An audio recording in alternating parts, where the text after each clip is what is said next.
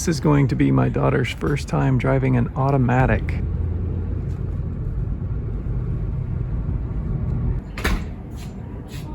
She's about to get her restricted license, and all she's driven is manual transmission so far.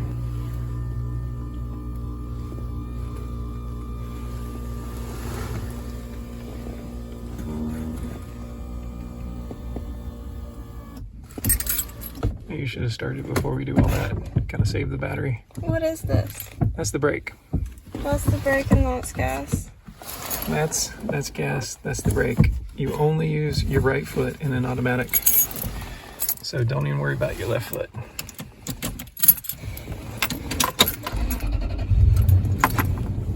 If you put your foot way up there in the corner, push down and let up. There you go. Where's the thing for going backwards? So you take this and you pull back on it and you pull it down till it hits that R. I don't see an R. Back. See where the light is on the dashboard, that green light? That green light will move to R unless it's burnt out. No, pull back and then down. You're not on the brake. That's the gas. Whoa! That's easy when you're not pushing the brake. Okay.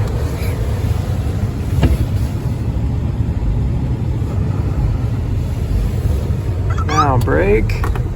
Yeah, we can't reach for the gear shift. Gently to the D, which doesn't light up, so the D's burn out, so you're good. This is weird.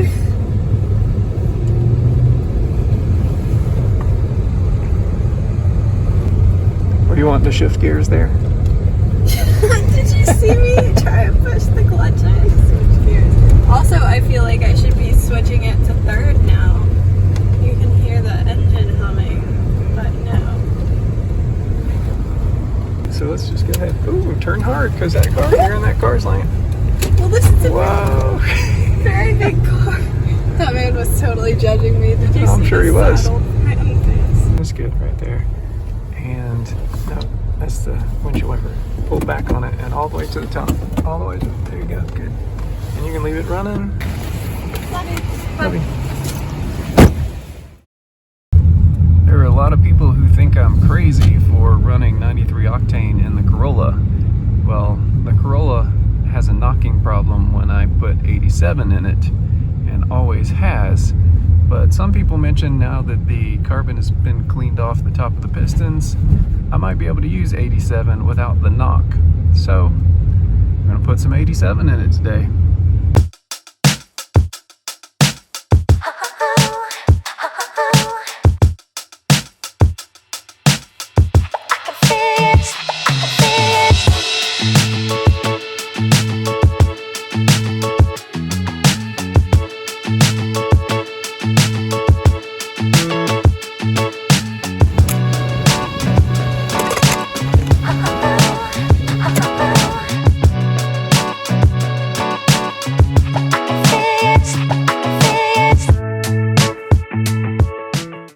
Welcome back to the channel, or if you're new here, welcome. We're right in the middle of a series on this oil-burning Corolla behind me with the 1ZZ FE engine in it. If you've been following the series, you'll know we've narrowed the oil-burning issue down to the piston oil control rings and the oil drain back holes in the pistons. If you want to see how we came to that conclusion, you can go back and watch the other videos, but we have changed the PCV valve. We have changed the valve stem oil seals. We have used stop leak. We have done leak down tests. We have done compression tests. We have tried all sorts of chemicals to free things up. And since one of the chemicals has worked to an extent, we know we're on the right track. So far, Berryman's B12 Chem Tool has made the most impact on our oil usage, taking us from 1.25 quarts in about 300 miles to 1.25 quarts in 800 to 1,000 miles. In the last video, we tried Yamalube Ring Free, and it did have an impact on how clean the pistons were. In fact, it made the tops of the pistons look like brand new.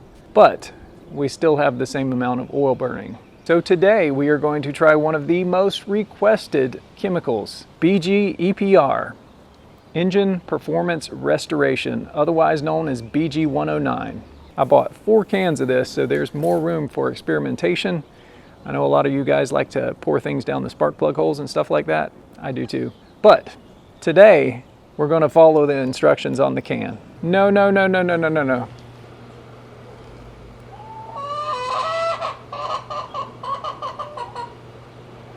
No, no, no, no, no. Ah! She wants to come up here and lay eggs in my neighbor's planter. That's what she does every single day.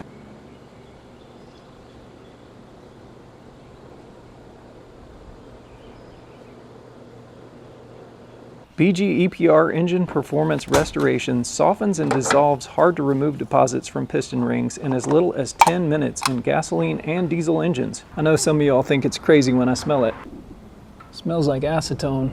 There's like something down in the bottom of there. I'm not sure what that's for. Add one 11-ounce can of BG EPR to 4 to 6 quart/liter capacity crankcase. Let's see how much oil we got in here. Oh, good. It is right at the top dot. Start engine. Bring to full operating temperature and run engine for a minimum of 10 minutes at 1200 RPM. All right, while that's warming up, we'll go chase this chicken. You gotta get back in the backyard. Go on. No. Ah. See if she'll go in the fence back here. There you go. Go on.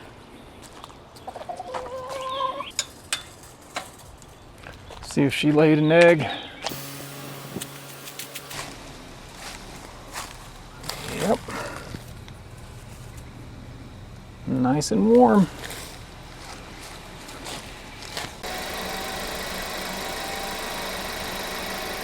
I'm gonna wedge a little something under the throttle here to keep it running at 1200 RPM.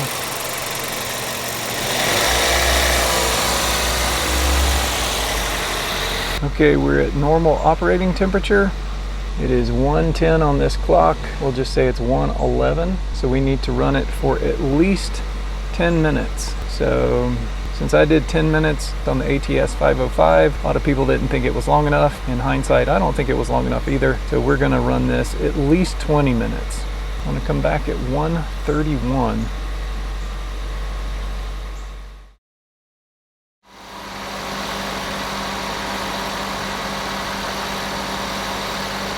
See no smoke or anything yet. No unusual smells. So we've been running for about 23 minutes. Maintaining about 1500 RPM almost exactly. Before I turn it off, let's look at the exhaust.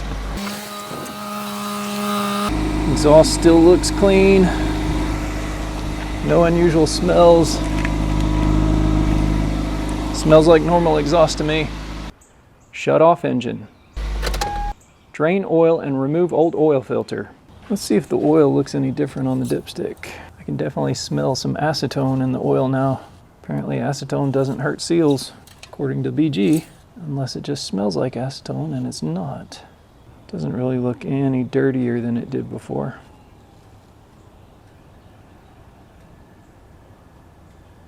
Let's change the oil.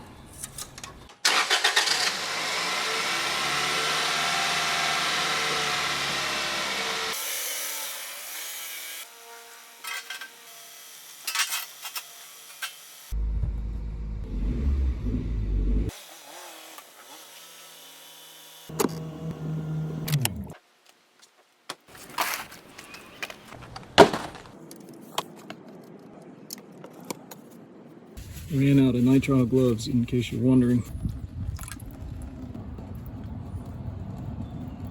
I'm gonna put a little clean oil in to flush the residuals out of the pan. I used to do stuff like this all the time till oil got really expensive, and then someone just commented on it that I should probably do that.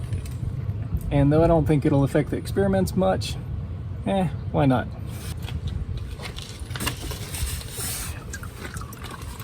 So I poured just about a cup in. Let's see what happens. It's actually pretty clear already. It seems to have almost gone straight through. Replace drain plug. Now I'm going to put my drain bolt back in, and you'll notice I don't have a crush washer, and it doesn't leak. Most of my cars, I've never had crush washers, and they've never leaked. And I don't crank them down really hard. Just give them a good snug like that. Clean it off, and that should be fine. So I'm just gonna loosen the oil filter just a bit till I don't need the grip of my hand anymore, just like that. And now I'm gonna use a trick that a commenter mentioned to keep your hands clean. I'm gonna use a grocery bag with no holes in it. I'm gonna throw a paper towel in there, unscrew it the rest of the way. The Ziploc bag would work better. Yeah, it just went right around the bag. I guess I need some practice. Install new filter. People are still bad-mouthing these Supertech oil filters, but they turn out to be some pretty high-quality oil filters. So I'm using them, just like this Kirkland oil.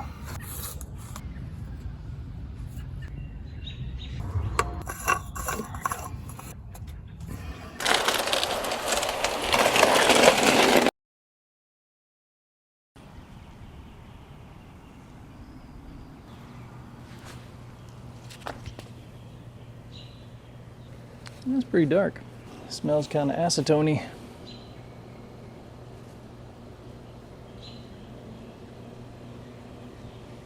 Here's a container of something I put in the Sequoia, so I do know what brand name oil is.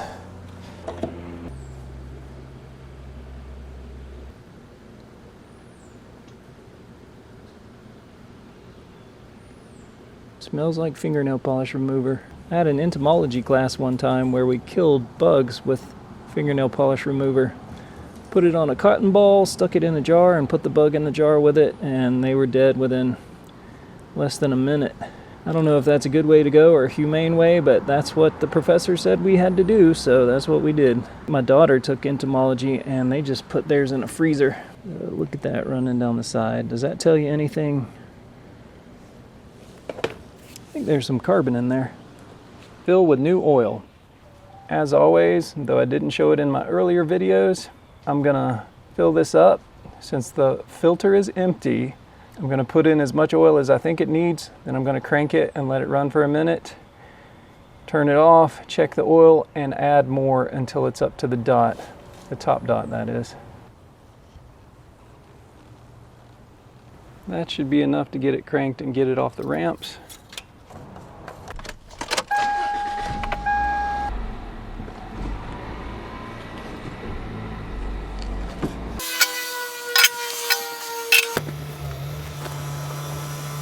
We're parked in our usual place, so we get consistent measurements. Looks like we need almost a quart. Some fresh Kirkland right out of the box.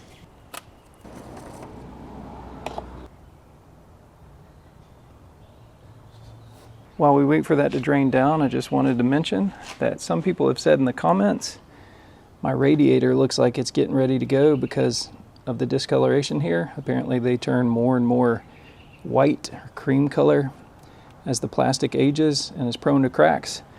So I'm keeping that in mind. I'm keeping an eye on it, and if I see anything unusual, any leaks, any steam, if the temperature starts going up, I'll pull over, but I don't want to go replacing this until we get the major problem with this engine fixed. We will probably change the radiator as soon as we get the oil burning fixed, along with whatever's wrong with the evap and the cat and all that other stuff. All right, let's see where we are. We need a smidge more. We're still about 1/4 of an inch below the top dot.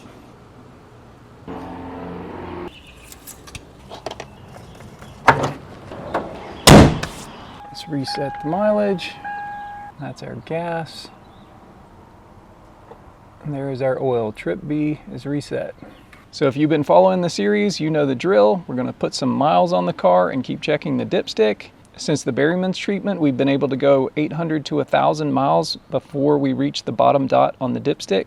So if we can go farther than 1,000 miles before we reach the bottom dot on the dipstick, we have seen an improvement.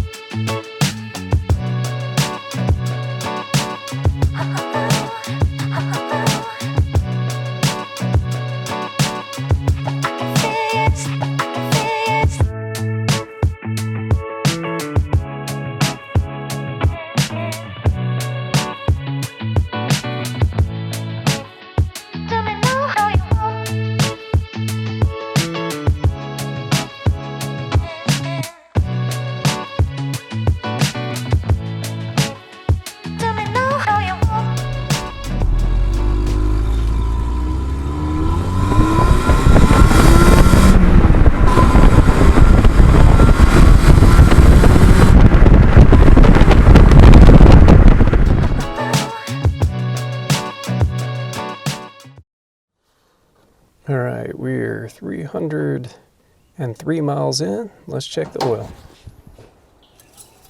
Right about there.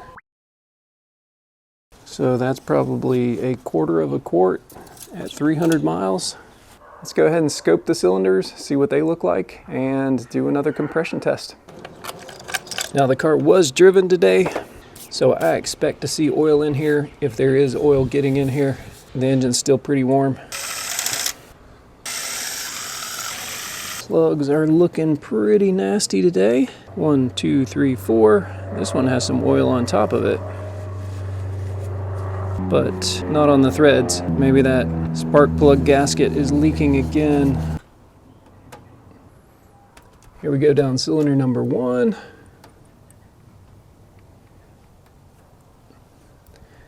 Oh, look at that. The carbon is already coming back.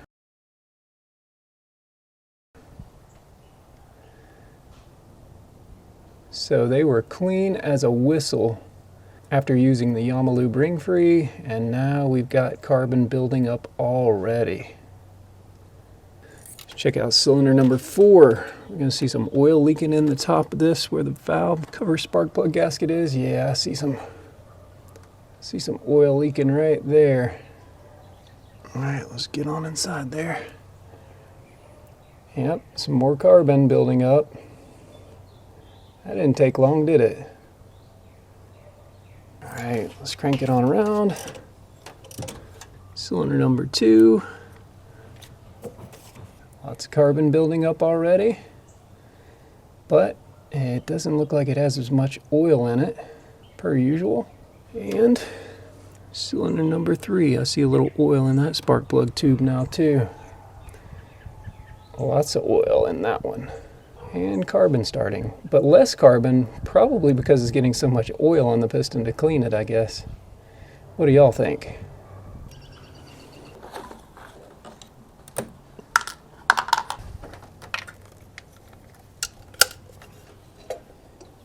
Cylinder number 1. Yet again, I left the socket on the crank. What do we got here? Almost 240, 235. I don't know if I'm going to keep up these compression tests since this is all about oil burning, because they seem to all be about the same every time. I really don't see a lot of point to it. Here we go with cylinder number 2. I actually didn't press the accelerator on that one, so that wasn't wide open throttle. I'm going to press it, crank it a couple more times, see if it changes. What are you doing? Get back in there.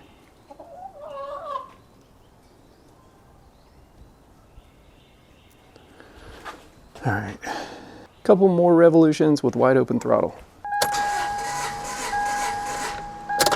Get anything else? A little bit, I guess. A little more than 230, almost 235.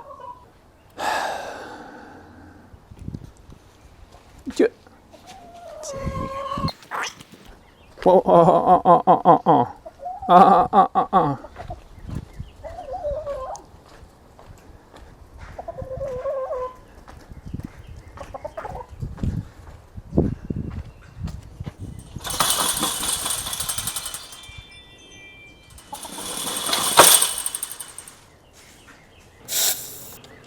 Cylinder number 3. Looks like a little more than 230. Cylinder number 4.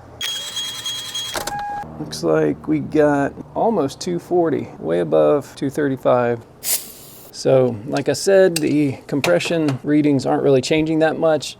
Since we're not really dealing with compression rings, we're dealing with oil control rings. I think the compression's good. I don't think it's going to change much. So unless anybody has a great reason why we need to keep testing compression, we're probably going to stop with the compression testing because it's a little bit of waste of time. We'll definitely keep scoping the cylinders because I think that is important. We are seeing the levels of carbon in there, the levels of cleaning action, the levels of oil that are still getting trapped in the cylinders. Something I also want to do, since it appears the valve... Oh, am I in the way of your nest? You gotta feed your babies?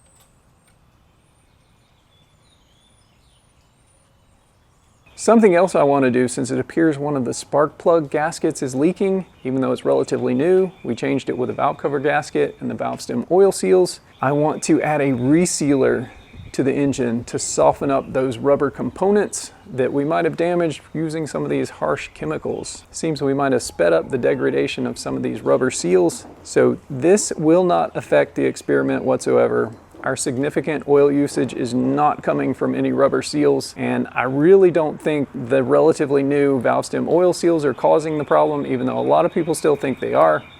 It would be interesting to see the next time we scope the engine, no oil around those spark plug holes. Oop. So this treats up to like 6.6 quarts, I think. Pour all that in there. I don't need to drive the car right now, but I am going to go ahead and start it and let it mix.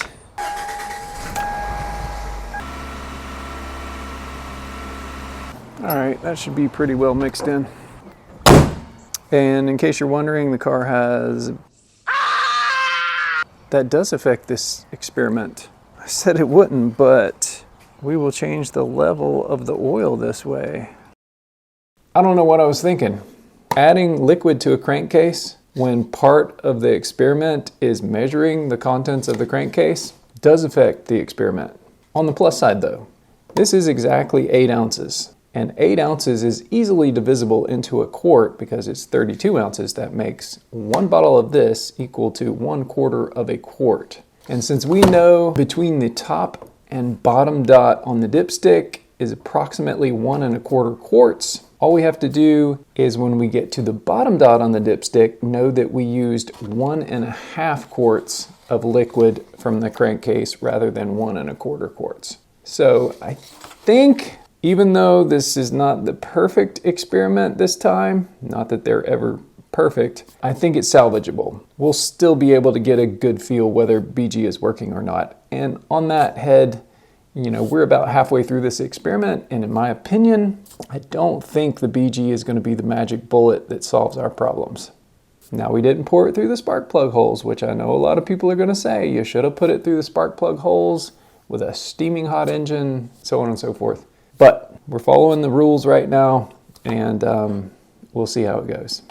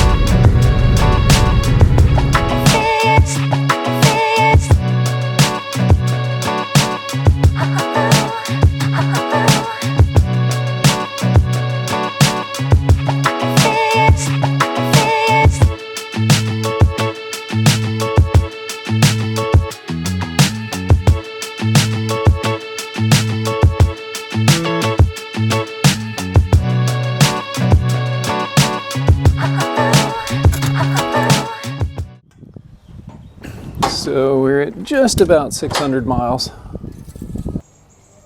We are right about there. About a third of the way from the bottom now.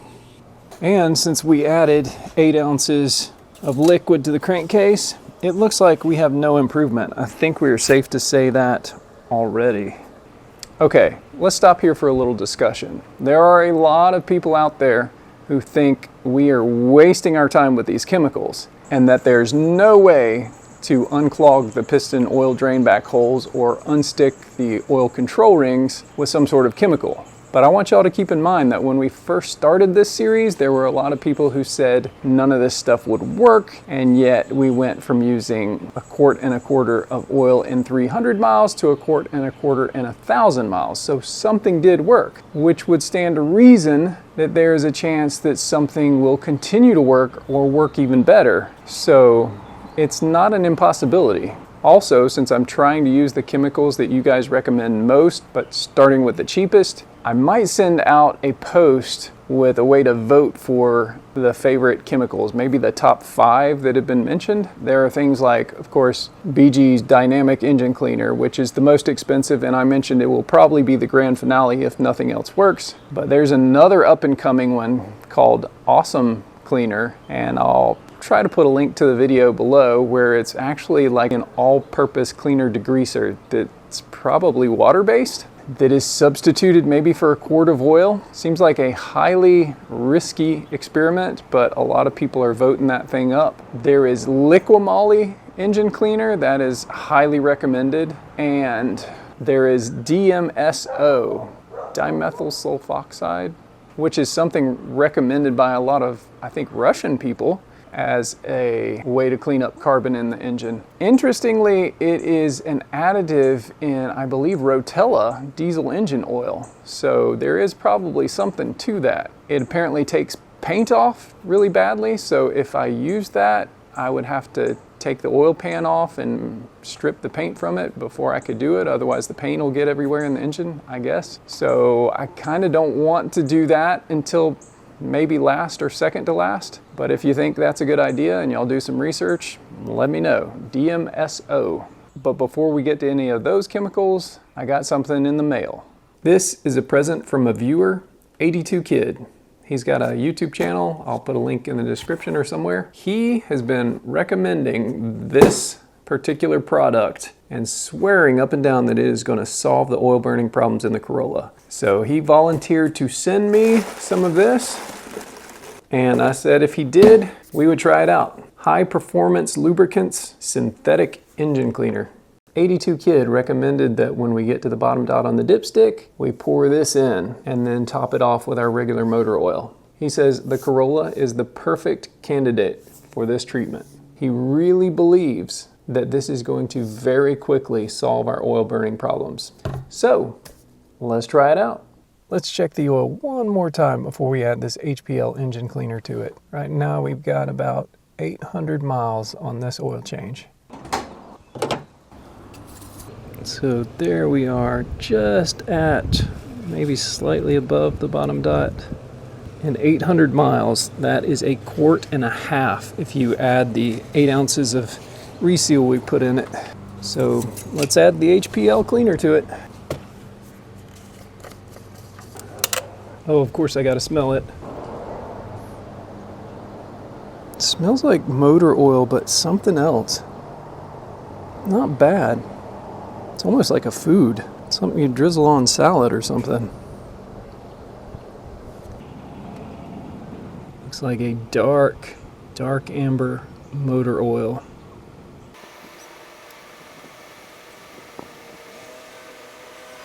So we'll just leave that in there to fully drain for a little bit. See what we're looking like. And this is apparently a 30 weight oil, so looks like we're about 1/4 inch shy of the top dot. So let's add some more oil to it. Just gonna add a splash to start with. Come back in a minute. By the way, the engine is very warm right now. I just got back from a little trip about an hour long, so it should drain pretty quickly. It's 72 degrees out here right now. Yes, right on the dot. Hopefully you can see this. Right on the dot. All right, great. So let's reset the oil trip. And there's the current mileage.